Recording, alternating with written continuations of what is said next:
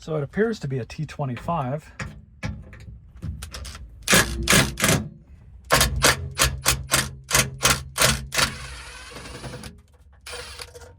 There's that one. Now I'm gonna have to get that one a different way. Same with those bottom ones. I'll be honest, I'm not a huge fan of doing it this way, but I'd rather do it this way than having to drill them out.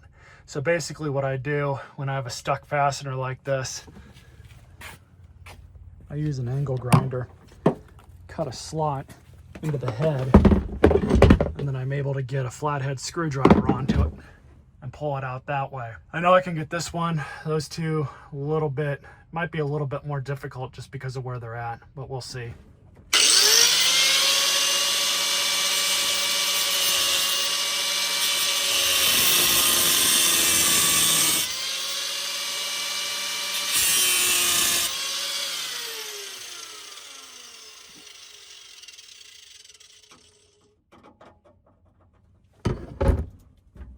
There we go.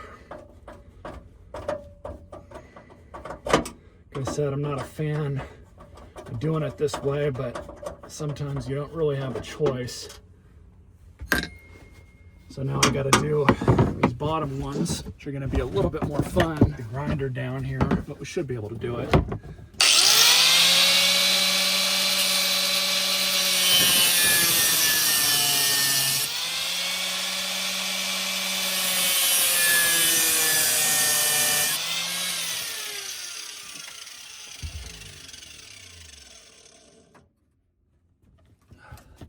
Cool. There's that one. I just felt the rack move. It's a little hot. Now this one has got a nut on the other side, so I might have to undo that from the other side, but that's not a big deal. But that kind of shows you guys an easier way to get a stuck fastener out